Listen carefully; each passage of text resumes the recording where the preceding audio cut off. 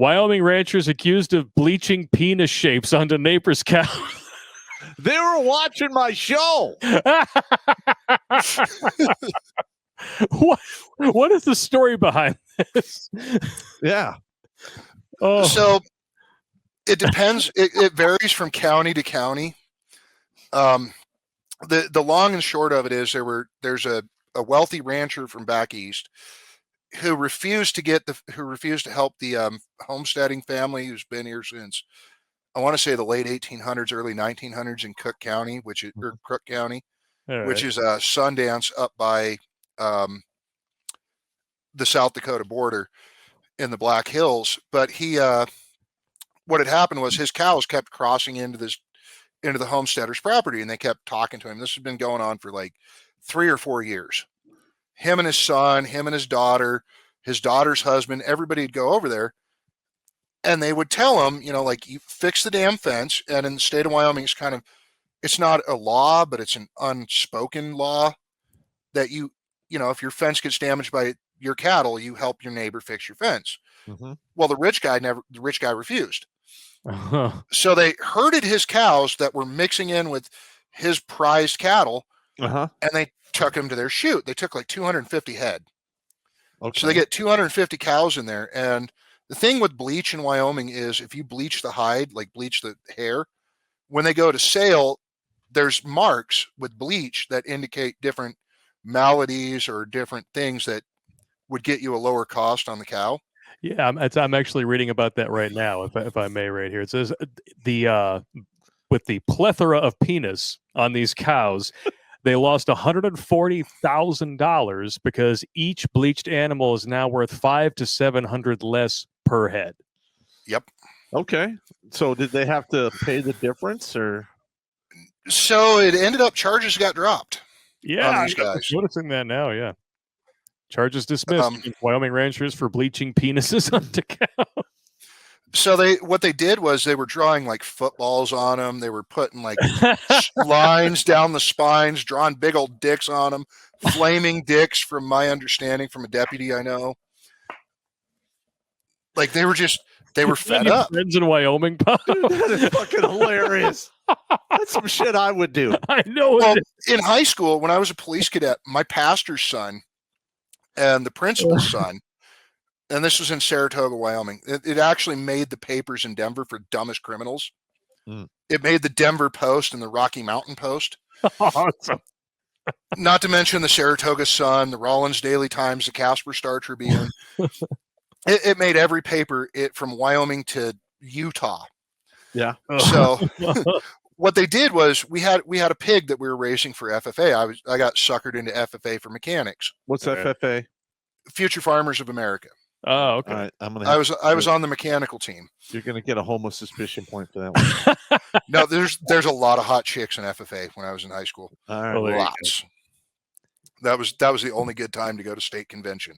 It's a good place to plant your seed. Yes. Okay. And plow a lot of fields. There you go. So, my pastor was also our football coach. He was our defensive coordinator. He weaseled his way into the school. Well, the principal's son, my pastor had been trying to get me to date his daughter, who was my age and my grade. His son was a grade older than us. And yeah, Aaron doesn't watch this stuff, so it's great. So Aaron and the principal's son decide they're getting drunk. We all get drunk at parties. It's freaking Saratoga. Like, it's a town of 2,000 people. What are you going to do? You're going to get drunk. So they go back to the parsonage. They steal pastor's keys to the school. They break into the school, and the principal's son had broken up with this chick.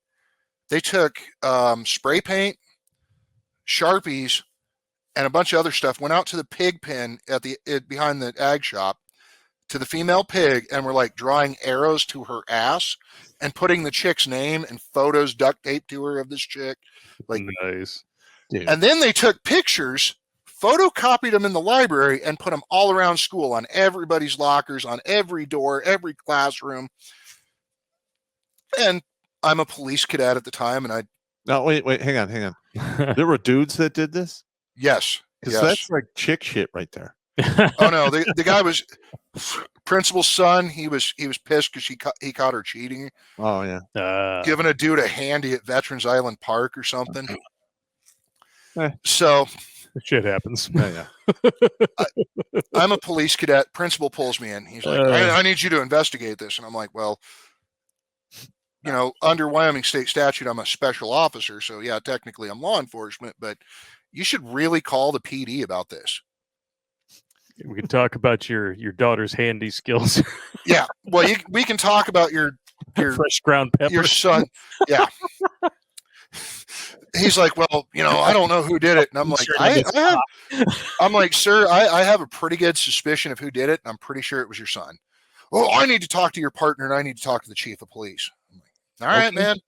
I'll walk out to the desk and I'll walk out to the receptionist. I'll call the PD, get Chief Cox to come up here, get Cameron to come up here. Cox. Yeah. Carl was cool. Carl was a badass. He actually gave me a 40 cal carbine to keep in my personal truck. Winning. All right. We do the whole investigation, and Aaron comes walking up to me. He's like, hey, bro, I got to talk to you for a minute. And his sister was like hanging off my arm, and I'm like, okay, what's up, dude? Like, I wanted to get away from the pastor's daughter. Mm-hmm. I wanted to hang out with the goth chicks that I was friends with since we were like in kindergarten. Naturally. And so I'm like, all right, hey, yeah, I got to go talk to your brother. I walk into the library. He's like, look, bro, dude, we were really drunk. We did. I'm like, I'm standing there and I still have my shield on my belt for this investigation. I'm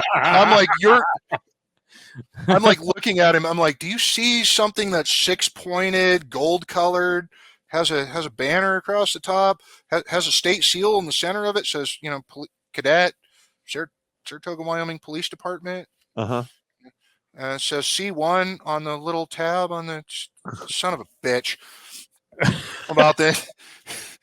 Another buddy of mine, his dad was a lieutenant for the sheriff's office, and my buddy comes walking in, and I'm like, dude, I need a witness statement. Like, he's spontaneously uttering, I'm deputizing you. And he's like, dude, yeah, call my dad. Bro, okay. No. Get in here. John, shut the fuck up. Get in here. Get in here. And so, like, I'm sitting there with my notebook, and John's getting Aaron to talk, and I'm just like, and then I'm like, shit, I have my radio. I have my radio in my backpack. So I walk to my locker and I grab my radio. John's like talking to him. I walk back in. I'm like, so did anything I miss? Oh, yeah. So they're telling me the whole thing. And I hear S1 or C1 S1. Go ahead, sir. Are you 1060 with anybody right now? I'm like, what is 1060? Or 1061. Are you 1061 talking to somebody? Oh, okay. Are you 61 with anybody right now? Affirm. Yeah. He's like, 10-4. Have you Mirandized? Fuck, I got to go get my handcuffs out of my truck. You gonna arrest this guy? Huh? You gonna? I had to. We had to take him in. Well, then my buddy's dad shows up from the sheriff's office because he couldn't believe this shit. So Lou shows up, and his name was Louie, but he was a lieutenant. Lou shows up just to see my partner and I walk the principal's son out, and then go back in and walk my pastor's son out. My pastor shows up, and he's just like, wait till we get home. Your mother and I have a talk with you. Yeah. I'm like, fuck, this is going to be great. Hey, can we put him in your truck and you take him to county? Can we? I don't have a cage. I'm not taking those fucking retards. Come on, Lou. Can you put him in your F-150? I don't want to transport. Like, I'm supposed to be in class right now. I'm supposed to be in history class. How old are they when this happened? 18.